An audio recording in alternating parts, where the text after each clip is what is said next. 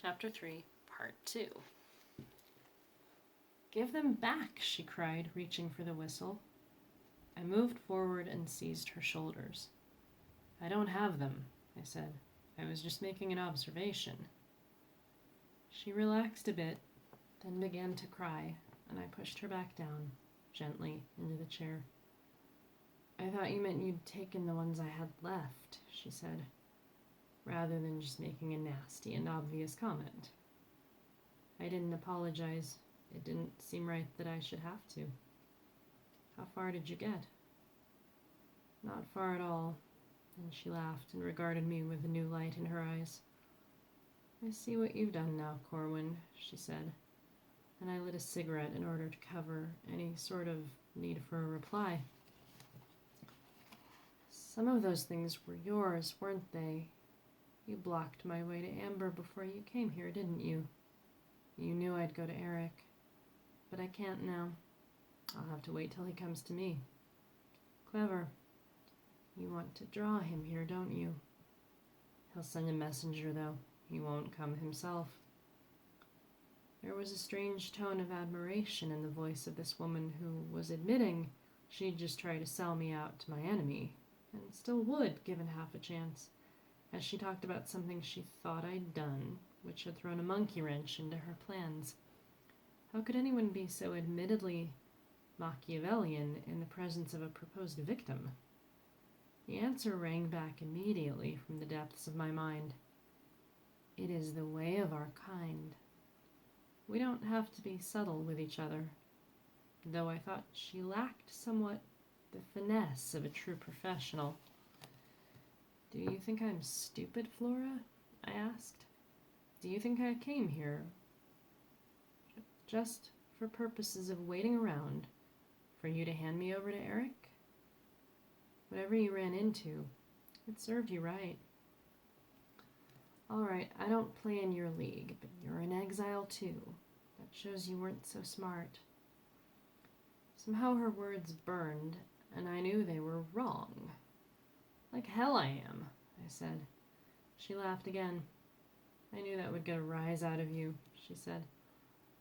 "All right, you walk into shadows on purpose then. You're crazy." I shrugged. She said, "What do you want? Why did you really come here?" "I was curious what you were up to," I said. "That's all. You can't keep me here if I don't want to stay. Even Eric couldn't do that. Maybe I really did just want to visit with you. Maybe I'm getting sentimental in my old age. Whatever. I'm going to stay a little longer now, and then probably go away for good. If you hadn't been so quick to see what you could get for me, you might have profited a lot more, lady. You asked me to remember you one day if a certain thing occurred." It took several seconds for what I thought I was implying to sink in. Then she said, "You're going to try. You're really going to try." "Goddamn right I'm going to try," I said, knowing that I would, whatever it was. "And you can tell that to Eric if you want, but remember that I might make it. Bear in mind that if I do, it might be nice to be my friend." I sure wished I knew what the hell I was talking about, but I had picked up enough terms and felt the importance attached to them so that I could use them properly without knowing what they meant. But they felt right. So very right. Suddenly she was kissing me. "I won't tell him. Really, I won't, Corwin. I think you can do it. Blaze will be difficult, but Gerard would probably help you, and maybe Benedict. Then Kane would swing over when he saw what was happening." "I can do my own planning," I said. Then she drew away. She poured 2 glasses of wine and handed one to me. "To the future," she said. "I'll always drink to that." And we did. Then she refilled mine and studied me.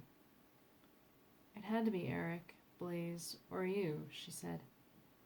"You're the only ones with any guts or brains, but you'd removed yourself from the picture for so long that I'd counted you out of the running. It just goes to show you never can tell." I sipped my drink and hoped she'd shut up for just a minute. It seemed to me she was being a bit too obvious in trying to play on every side available. There was something bothering me, and I wanted to think about it. How old was I? That question, I knew, was a part of the answer to the terrible sense of distance and removal that I'd felt from all the persons depicted on the playing cards. I was older than I appeared to be. 30-ish I'd seemed when I looked at me in the mirror, but now I knew that was because the shadows would lie for me. I was far, far older, and it had been a very long time since I had seen my brothers and my sisters all together and friendly, existing side by side as they did on the cards, with no tension, no friction among them. We heard the sound of the bell and Carmela moving to answer the door. "That would be Brother Ransom," I said, knowing I was right. "He's under my protection."